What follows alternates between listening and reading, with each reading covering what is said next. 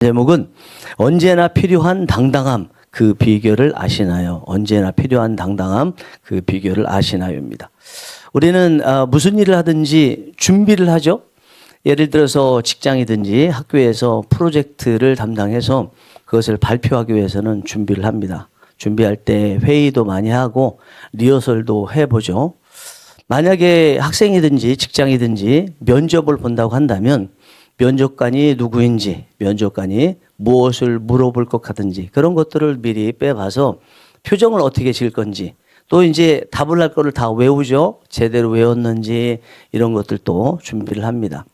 우리는 살아가면서 계속 사람을 만나요. 뭐 거래처 사람을 만날 수도 있고 또 선생님을 만날 수도 있고 학생을 만날 수도 있고 또 여러분들이 또 직장에서 이제 지금까지 계속 문제가 됐었던 것을 해결할 사람을 만나기도 하죠. 저희 목회자들 같은 경우에는 기본적으로 국회의원도 만나고 뭐 대통령도 만나고 그럴 수 있습니다. 그 만날 때 어떻게 만나야 되나 이것에 대해서도 만나는 대상이 누구인지 그 사람이 뭘 원하는지 이런 것들을 미리 이제 준비를 하고 그렇게 만날 때 효과를 거둘 수가 있습니다. 우리 성령이 일하시는 교회가 이곳에 들어온 지 6개월 막 접어들었어요. 8월 3일에 들어왔으니까 오늘 11일이니까 이제 5개월 8일째 되고 있습니다. 마침 감사하게도 지난주 화요일에 오전에는 환우와 고난 중에 있는 이들을 위한 기도회를 시작을 했고요. 오후에는 이제 화요 전도대를 시작했어요. 화요 전도 때 모였을 때 그때 제가 한 사람도 안 모였거든요. 그런데 많이 모인 것처럼 말씀도 전하고 그리고 기도도 같이 했어요. 마치 여기 꽉 차 있는 것처럼 말씀 전하고 기도도 했습니다. 그때 한 20분 했던 것 같아요. 말씀 전하고 기도한 것이. 그리고 이제 나가서 2단지 앞에서 이제 전도를 했습니다.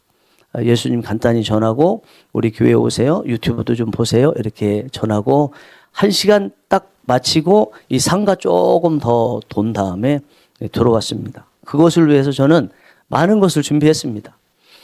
여러분들께서 직장을 다니시기 때문에 아무도 못 오실 거라고 상상을 하면서도 그래도 한 분도 없어서 나는 말씀을 전하고 그리고 기도하리라. 그리고 준비하고 그렇게 기도하고 나가서 전도를 했습니다. 하나님께서 그것을 보셨기 때문에 역사를 이루어 주실 줄 믿습니다. 우리 교회에서 제가 계속 부흥을 강조하는 것이 새벽 기도회와 수요 기도회인데 수요 기도회는 일종의 심야 기도회입니다. 늦은 밤까지 기도하는데 기도하기 위해서 말씀도 전하고 기도도 하지만 찬양을 해요. 찬양 잘해야 됩니다.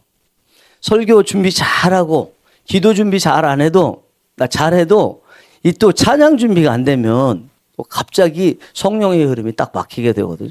찬양 준비만 잘해도 되나? 아니에요.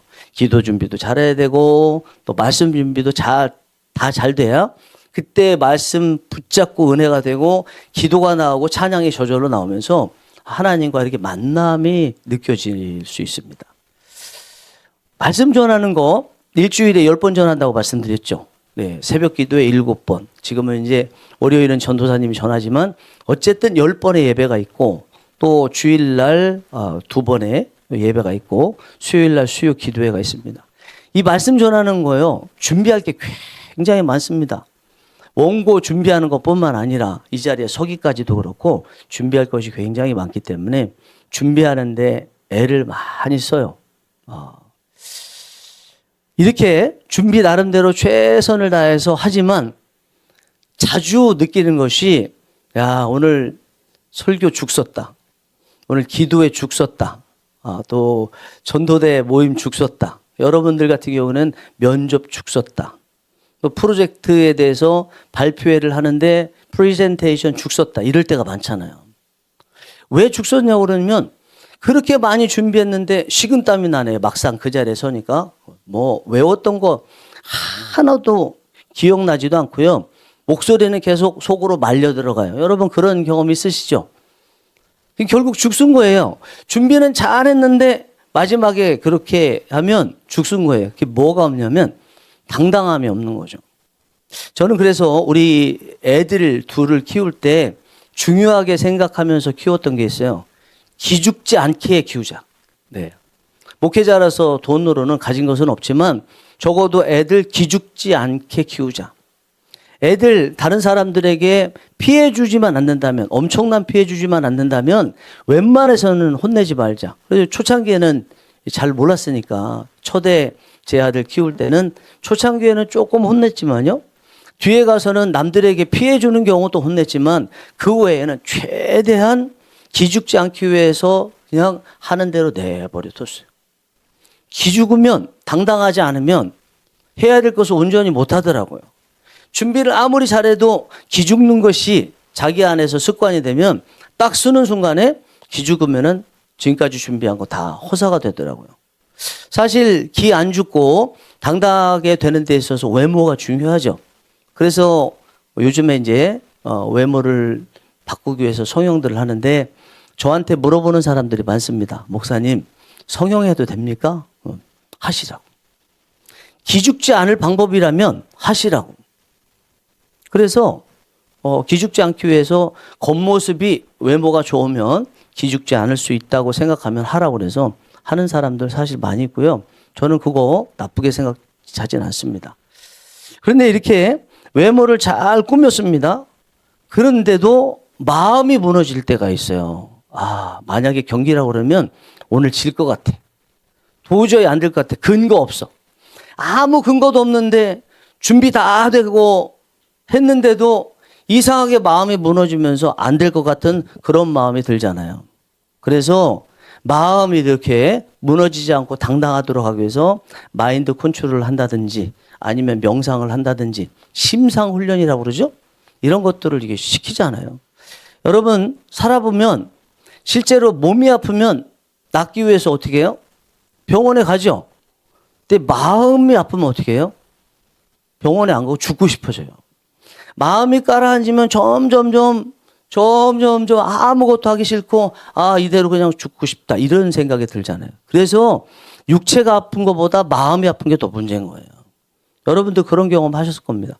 그런데 이렇게 마음도 준비를 다 했는데 이상하게 마음이 정말 허전하고 가라앉을 수 있어요. 그리고 스스로 목숨을 끊을 수가 있습니다. 선진국 보세요. 우리나라도 이제 선진국 대열에 들어가서 그런 모습이 많이 있는데 선진국들이 보면 분명히 부족한 거 하나도 없습니다.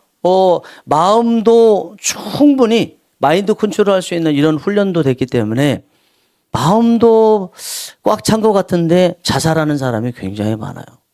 그거 왜 그럴까요?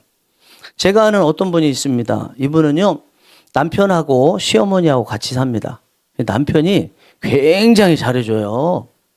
얼만큼 잘해주냐면 이 아내 본인을 즐겁게 해주기 위해서 색소폰도 배워가지고 자주 이제 불어줘요.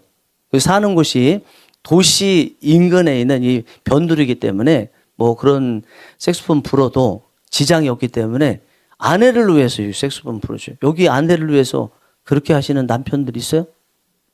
없잖아요. 근데 그분은 그런다니까요. 그리고요, 돈도 많아요. 그래서 남편이 뭘 자주 사주고 육체적으로 부족한 거 하나도 없죠. 병도 없죠. 남편이 그렇게 잘해주니까 마음도 다 편하죠. 시어머니는 연세 많이 드셨는데 마치 신세대 시어머니처럼 이 며느리를 얼마나 금지 오겹 키우듯이 그냥 그렇게 잘 키워요. 그런데요, 이 며느리가 자살했어요. 목숨 스스로 끊었어요. 도대체 스스로 목숨을 끊어야 될 이유가 뭐냐라는 거예요. 말씀을 드린 대로 몸이 아픈 것도 아니고 물질이 부족한 것도 아니고 누가 속썩이는 것도 아니고 마음에 문제가 있는 그런 것도 없고 주위에서 다 잘해주는데 왜 스스로 목숨을 끊느냐, 이유가 뭐냐. 이런 일들이 지금 선진국에서 일어나고 있고 우리나라에도 계속 일어나고 있잖아요. 분명히 다 채워졌어요. 마음이 찬 것 같은데 마음이 허전하네요. 이게 희한하죠? 마음이 채워졌는데 마음이 허전해요. 그래서 스스로 허무하니까 살맛 안 난다. 그러고 죽는 거거든요. 우리 하나님께서는 우리를 향해서 우리에게 당당하라고 말씀하세요. 그래서 하나님께서 누군가를 이렇게 찾아가는 거 보면 성경에서 네 가지를 말씀했어요. 이 네 가지 중에 하나는 꼭 말씀하세요. 두려워하지 말라. 첫 번째. 또는 놀라지 말라. 그리고 내가 너와 함께 함이니라. 그리고 하나 더 말씀하시는 것이 평강이 있으라. 평안하라 이렇게 말씀하세요. 한마디로 이야기하면 뭔 말씀하시는 거예요? 너 무슨 일 할 때 당당해야 돼. 말씀하시는 거예요. 주눅 들지 말아야 돼. 이렇게 말씀하시는 거예요. 하나님께서 원하시는 것이 우리를 향해서 당당한 것이라는 것을 잘 보여주는 것이 오늘 본문의 말씀입니다. 오늘 본문의 말씀은 베드로와 요한이 나면서부터 안진뱅이였던 사람을 예수님의 일어나 걸으라 그러면서 손을 잡고 일으키니까 이 사람이 나면서부터 안진뱅이였는데요. 다리에 힘이 생기면서 걷기 시작했습니다. 이것이 예수님의 이름으로 걷게 되다 보니까 당시에 이스라엘에 권력 71위 서열이 있었거든요. 산헤드린 공의회원이라는 사람들인데 이 사람들이 베드로하고 요한을 소환을 시켰습니다. 그리고 신문하기 시작합니다. 근데 그 신문에 대해서 베드로와 요한이 대답하는 것을 보니까 이 71명의 최고의 권력자들이 놀라는 거예요. 놀라서 하는 얘기가 13절에 이렇게 말합니다. 그들이 베드로와 요한이 담대하게 말함을 보고 그들을 본래 학문 없는 범인으로 알았다가 이상히 여기며 또 전에 예수와 함께 있던 줄도 알고. 베드로라는 사람 어부였고요. 요한이라는 사람도 어부였어요. 이 사람들이 배운 것도 없어요. 그리고 베드로 같은 경우에 예수님께서 십자가에 달려 죽으시기 위해서 잡혀가실 때 예수님의 제자라고 그러면 너도 죽어야 돼. 그리고 죽을까 봐 두려워서 예수님을 모른다고 3번이나 부인했고요. 마지막 3번째는 예수님을 저주까지 하면서 부인했던 비겁쟁이였거든요. 그런데 지금은 71명의 그 서열 나라에서 최고 권력자들 앞에서도 당당하게 말하니까 이 사람들이 놀라서 하는 말이 아니 베드로와 요한이 원래 범인 일반적인 사람 평범할 때 범자예요. 평범한 사람이 아니냐. 어디 이렇게 당당하게 말하고 지식 있게 근거 있게 이야기하냐라고 놀라는 거예요. 그러면서 뒤에 자기들끼리 71명이 회의를 열면서 하는 말이 안 되겠다. 우리 그냥 풀어주자. 다만 이들이 또 나가서 예수 얘기를 하면 안 되니까 예수 얘기는 하지 않겠다는 확약을 받고 풀어주자. 그래서 얘기를 해요. 그 얘기를 들은 다음에 베드로가 뭐라고 이야기하나 19절 말씀에 베드로와 요한이 대답하여 이르되 하나님 앞에서 너희의 말을 듣는 것이 하나님의 말씀을 듣는 것보다 옳은가 판단하라. 이렇게 얘기해요. 너희들 우리나라에서 최고의 석학들 아니야? 똑똑한 사람들 아니야? 아니 그렇게 똑똑한 사람이 성경을 몰라? 성경을 보면 사람의 말을 듣는 것이 아니라 하나님의 말씀을 먼저 들으라고 되어 있는데 그렇게 똑똑한데 너희들 그것도 몰라라고 지금 책망을 하는 거예요. 면박을 주는 거예요. 어부밖에 안 됐는데 얼마 전까지만 해도 그렇게 비겁했던 사람인데 지금 최고의 권력자들 앞에서 이렇게 이야기하는 겁니다. 이게 왜 이런 일이 일어나나 오늘 말씀에 첫 구절로 본문으로 삼은 이 말씀의 이유가 나와 있는데 8절 말씀을 같이 한번 읽어보겠습니다. 시작. 이에 베드로가 성령이 충만하여 이르되 백성의 관리들과 장로들아. 이 8절을 근거로 해서 이야기가 계속 이어가거든요. 그러면 그렇게 비겁쟁이 같았던 베드로와 요한이 지금 권력 71회, 1순위부터 71위까지 있는 사람들 앞에서 당당한 이유가 성령이 충만하기 때문이라는 거예요. 성령님은 세 분의 하나님 중에 한 분이죠. 여호와 하나님, 그리고 예수님 하나님, 그리고 성령 하나님 이 세 분이 각자의 지위를 아버지, 아들, 영이라는 지위를 가지고 계시지만 동일한 몸에서 나온 것처럼 일체예요. 일체. 그러니까 성령님도 하나님이에요. 이 성령 하나님이 베드로와 요한에게 임재하시니까 임재하시기 전에는 어제까지는 그냥 고개 숙이고 낙담하고 어쩔 줄 몰라서 쭈삣쭈삣거리고 이랬던 사람인데 이렇게 최고 권력자들 앞에서도 당당한 모습을 보이더라는 것입니다. 여러분 하나님께서 우리를 향해서 당당하라 말씀하시면서 아까 놀라지 말라 두려워하지 말라 내가 너와 함께함이니라 그리고 평강하라 이렇게 말씀하셨다고 그러잖아요. 그 뒤에 꼭 하시는 말씀이 있어요. 내가 너와 꼭 함께 할 거야 또 말씀하세요. 하나님께서 함께 할 거야 말씀하시면서 그러니까 당당하라고 말씀하셨는데 뒤에 보면요. 이렇게 하나님의 약속을 받고 나간 사람들이 당당하게 일을 내서 이길 수 없는 사람들을 이기는 내용들이 성경에 많이 나왔어요. 어떻게 하면 당당해진다고요? 하나님이 함께 하시면 당당해진다는 거예요. 그러면 오늘 본문에 나와 있는 베드로와 요한이 어떻게 해서 당당해졌다고요? 성령이 충만하게 임재하시니까. 그런데 이 성령님이 누구라고요? 세 분의 하나님 중에 한 분이니까요. 그러니까 하나님이 함께 하시면 당당한 이런 역사가 일어나더라는 것입니다. 베드로와 요한이 하나님을 만나고 나니까 하나님께서 함께 해주셨습니다. 그러면서 마음속에 말씀하시죠. 베드로야, 요한아, 너희들이 누군지 아니? 너희들 앞에서 너희들을 잡고 있는 그리고 너희들에게 협박을 하고 있는 저들이 누군지 아니? 하나님이 이거 알려주시는 거예요. 너희들은 내 자녀야. 너희들은 설령 저들에 의해서 죽는다 할지라도 그냥 죽음으로 끝나는 것이 아니라 죽는 순간에 천국에서 눈을 떠. 내 아들 예수와 함께 영원히 천국에서 사는 존재야. 너희들이 왜 두려워해?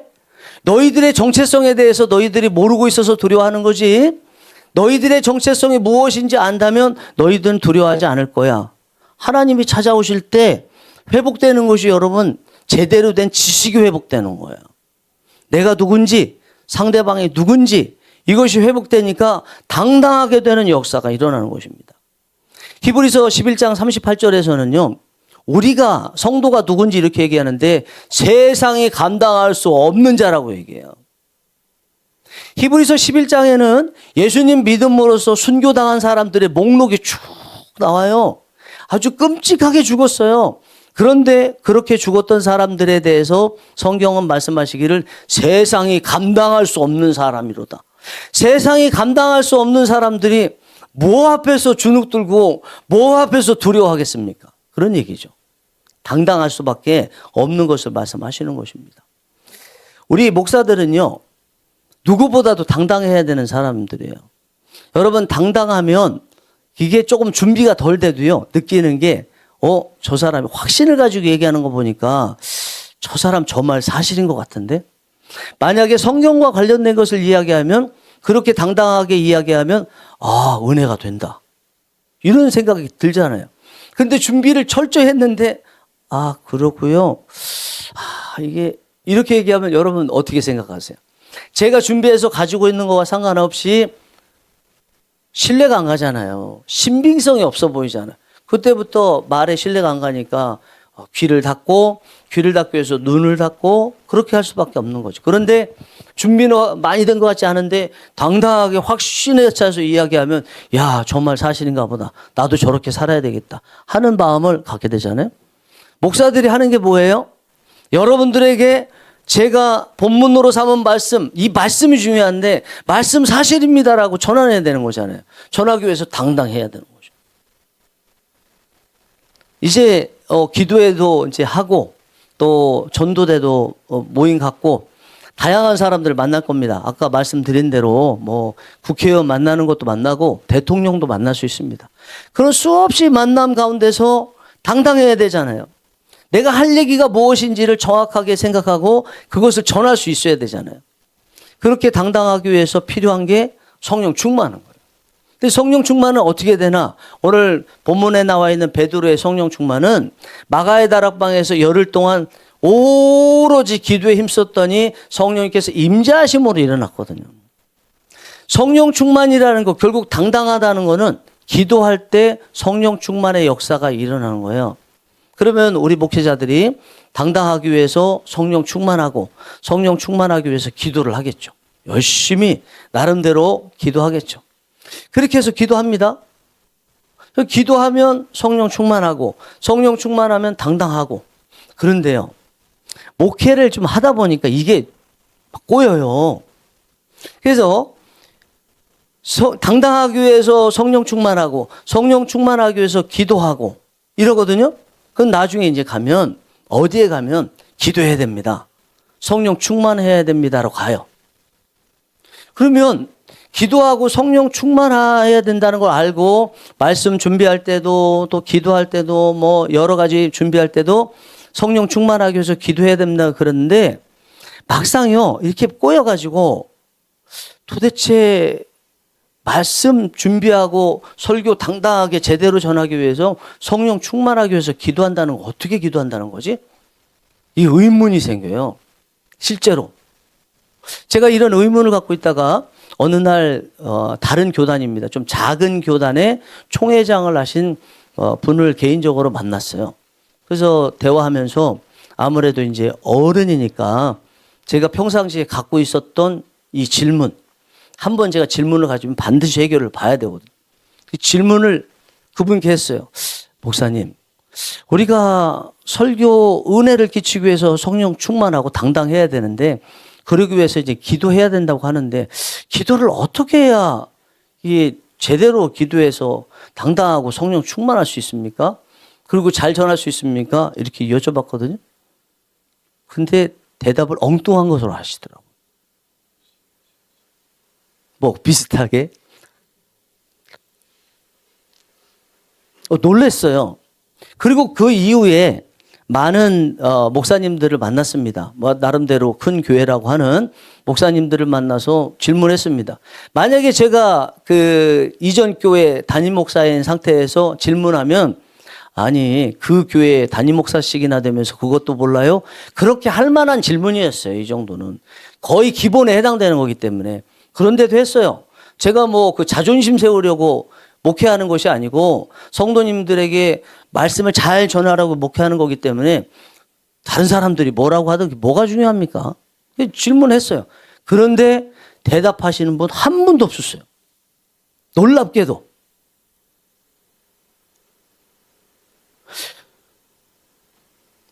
제가 전도사 처음 막 시작해서요. 이제 사역 시간인데 이번에 감사 예배 때 그 지나온 목사님들이 다 오셨었잖아요. 첫 번째 사역지에서 사역하는데 교회가 뭐 많이 모여야 100명인 교회, 한 70명 이렇게 모이는 교회에서요. 제가 중고등부도 맡고 청년부도 맡았거든요. 근데 중고등부 몇 명 안 되는데 이 친구들 데리고 수련회 하려고 하니까 깜깜한 거예요. 그래서 저 다니던 학교에 게시판에 작은 교회 중고등부를 담당하고 있는 전도사인데 우리 함께 중고등부 연합해서 수련회 할 전도사님들을 모집합니다. 그렇게 올렸더니 우리 동기 2명하고 그리고 학부 대학교 지금 다니던 저는 이제 신학대학원 때였는데 학부 후배가 형 나도 하겠습니다. 그러고 이제 해서 4명이 준비해서 연합 수련회를 가게 됐어요. 첫 번째 날에 가자마자 일단 축구를 한 판 했거든요. 근데 랜드로버 이게 두꺼운 신을 신고 축구하다가 발목이 90도로 꺾였어요. 퉁퉁 부었습니다. 근데 마침 또 첫 번째 제가 설교거든요. 나이가 제일 많아서. 저녁에 돼서 설교를 하는데 아시다시피 제가 웅변했다고 그랬잖아요. 많은 뭐 앞에 서는 일들을 했습니다. 별로 이게 기죽지 않아야 될 일인데 왜 이렇게 식은땀도 나고 기죽고 그랬어요. 이거 어떻게 하나. 원고도 가물가물하죠. 얘도 가물거리네. 이렇게 하니까. 원고도 가물가물하고 그래요. 그런데 갑자기 속에서 힘이 막 뻗쳐 올라요. 힘이 막 솟아요. 그리고 당당하게 됐어요. 문득 저 뒤를 봤거든요. 보니까 저 뒤에 제가 담당하고 있던 중고등부의 선생님 그리고 청년이었던 여자 청년이 있어요. 지금은 이제 사모님이 되신 분인데 이분이 막 기도하는 게 보였어요. 근데 이분이 기도하는 것이 저를 위해서 기도하는 것을 전 직감했어요. 평상시에도 예배를 드리면 저를 위해서 기도했던 분이었고 제가 수련회 준비하는데 꼭 부탁을 드렸던 것이 예배 중에도 계속 기도하세요. 조금이라도 불편한 거 있으면 불평하지 마시고 하나님께서 임재해 주셔서 설교를 제대로 할 수 있도록 그리고 여기 모여있는 회중들이 그 말씀에 은혜 받을 수 있도록 계속 기도하세요. 제가 그렇게 말씀을 드렸기 때문에 그분이 뒤에서 청년이 기도하는 게 저를 놓고 기도했다는 것이 느껴지더라고요. 그 청년의 기도로 성령님께서 저에게 찾아오신 거예요. 찾아오시니까 아까 말씀드린 대로 당당하게 되는 역사가 일어나는 거예요. 내가 누군지 알게 되는 거예요. 내가 왜 이 학생들 앞에서 기껏 해봐야 150명도 안 되는데 이들 앞에서 내가 두려워하고 있어? 내가 쟤들한테 평가받으려고 이 자리에 있나? 그게 아니지.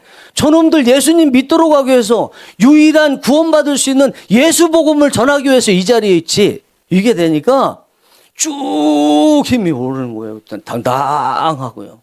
말씀처럼 은혜롭게 말씀을 전하게 됐습니다. 여러분, 좀 전에 제가 아주 총회장이신 유명한 목사님하고 대화를 나눴는데도 해답을 못 찾았다고 그랬잖아요. 우리가 은혜롭게 설교하고 또 설교를 받기 위해서 또 기도하시는 분들이 은혜로운 기도를 할 수 있기 위해서 또 세상에서 뭐 발표를 한다든지 면접을 본다든지 또 누군가를 바이어를 만나든 뭐 매니팩처러를 만나든 만나는 그런 사람들 온전히 잘 만나기 위해서 기도한다고 할 때 기독교인들이 어떻게 기도해야 되냐? 얼만큼 기도해야 되냐? 얼만큼 기도하면 제대로 된 기도를 했냐라고 봤을 때요. 그게 성령 충만함이라고 얘기했지만 그것을 다른 식으로 이야기하면 지식이 생기는 거예요. 내가 누군지. 그러면서 당당하게 되는 거예요. 여러분들께서 올해 우리 교회의 주제가 헤브론의 예배가 있는 2026년인데 여러분들이 예배 드릴 때 은혜 받기 위해서 필요한 게 있어요. 시간을 드려야 돼요. 어떤 시간이요? 여기 벌써 은혜 받은 자의 모습으로 될 수 있도록 시간을 드려야 되는 거예요. 이 자리에서 아무 준비 없이 은혜 받는 게 아니라 이미 이 자리에 앉아 계시는 순간에 성령 충만해서 여기서 무슨 말씀이 나와도 이단적인 말씀만 아니라면 다 은혜 받을 수 있는 자로 준비되어 있어야 돼요. 그게 어떻게 하냐? 기도하는 거고요. 기도할 때 어느 단계까지? 성령님이 오셨다고 느껴지는 단계. 그런 성령님이 오셨다는 게 느껴지는 게 뭔가 내가 왜 이 자리에 있으려고 했지라는 걸 알게 되는 단계예요. 그리고 말씀에 대해서 갈급함이 있는 단계. 이 말씀 한마디면 내 인생의 문제가 해결될 것 같다고 느껴지는 단계까지 준비하는 거예요. 그러면요, 은혜 받아요. 여러분, 이런 단계에 오기 전까지 기도로 준비하고 성령 충만하기 위해서 준비하는데 처음 하면 시간이 오래 걸려요. 그러면 이제 우리가 고민이 되는 거죠. 아니, 할 일도 많은데 하나에 이렇게 시간을 많이 들이고 할 필요가 있겠나? 인생을 살면서 늘 고민되는 게 둘 중에 하나입니다. 하나를 제대로 할 것인가? 아니면 제대로 좀 못하더라도 많이 할 것인가? 사람도 많이 사귈 것인가? 좀 제대로 못 사귀어도. 아니면 한 사람이라도 제대로 사귈 것인가? 책을 다독을 할 것인가? 아니면 정독할 것인가? 항상 고민되거든요. 여러분들은 어느 편이십니까? 다른 거는 몰라도 하나님의 은혜 받는 데 있어서는요, 한 사람만 또 하나에 집중하듯이 나는 이거 하나만 해도 만족해. 다른 건 난 몰라. 이런 마음으로 충분히 시간을 가지고 준비하셔야 돼요. 그러면 은혜 받아요. 그 한 번으로 역사가 일어나요. 인생이 달라질 수 있어요. 아, 예배가 이렇게 귀한 거구나. 이렇게 찬양이란 게 귀한 거구나. 예전에는 찬양 그냥 이렇게 했는데 어느 순간에 찬양의 은혜가 돼요. 찬양이 가사가 느껴져요. 이 가사에 소망이 담겨 있어요. 이 가사에 당당하도록 하는 그것이 담겨 있어요. 이 가사를 통해서 하나님을 만나는 느낌이 들어요. 이런 단계까지 가야 된다는 거예요. 저는 적어도 제가 다른 거는 모르겠지만 뭐 많이 하는 거 중요하게도 여기지만 그러나 무엇보다도 저에게 있어서 중요한 것은요, 하나라도 제대로 하자는 거예요. 상담을 하나 해도요, 그냥 끝장내자는 거예요. 끝장내자. 한번 신방 가면 3시간도 있고 그렇습니다. 처음부터 끝까지 하고 구원받았다고 하면 진짜인지 점검하고, 그리고 저하고 개인적인 상담하면 될 때까지 계속 상담합니다. 그렇게 하면 늦는 것 같지만요, 시간이 지나면 제대로 된 게 하나씩 쌓여요. 얕은 수준으로 있으면 많이 하면요, 그때 할 때는 흩어가서 많이 지나간 것 같지만 남은 게 하나도 없어요. 여러분, 신앙생활 하시고 여러분들 삶에서도요, 당당해야 되는데 당당하기 위해서 성령 충만해야 되고, 성령 충만하기 위해서 기도를 성령 충만하실 때까지 꼭 한번 해보시기 바랍니다. 저는 오늘 이 말씀, 다른 때도 다 마찬가지지만 이 말씀이 꼭 우리 교회와 관련된 게 아니고 우리 삶의 모든 것에 관련되어 있기 때문에 너무너무 중요하게 여기고 이 자리에 왔습니다. 여러분들 자녀들에게도 물려줘야 될 것이라고 생각하고 이 자리에 왔습니다. 아이들이 세상에서 어떻게 성공하도록 만들 것인가, 준비를 잘해야 되는데 어떻게 준비할 것인가, 이거에 대해서 여러분들께서 무슨 마법 같은 거를 딱 기대하고 들으실지 모르겠지만 마법 같은 건 없어요. 그러나 제대로 된 것에 지름길은 있어요. 항상 우리 기독교에 있어서 제대로 된 지름길이 있습니다. 제대로 하는 것입니다. 그것이 가장 빠른 길입니다. 우리 성령 일하시는 교회 모든 교우분들은 올 2026년도에 예배에 성공하는 한 해가 되기 원합니다. 특히 여기에 나와 있는 7개 한번 따라해 보겠습니다. 하나님을 높이는 예배, 진심의 예배, 마음을 다해서 예배 드리자는 거예요. 감사의 예배. 오기 전에 이미 하나님께서 역사하셨기 때문에 앉는 순간부터 과거에 베푸셨던 은혜에 감사하면서 예배 드리는 거예요. 준비의 예배. 여기 나왔죠. 더 많은 이들의 예배. 전도하자, 얘기해. 전도하자. 대놓고 예배인데 전도 따르랑 다른 거죠. 쓸 수 없으니까 전도해서 더 많은 이들이 함께 예배 드리자. 또 예배의 행복. 이거는 예배를 위해서 준비할 것들이고, 이거는 예배를 드렸더니 행복이라는 것으로 투 해피니스로 간다. 예배 드리면 행복해진다. 마지막으로 예배의 삶.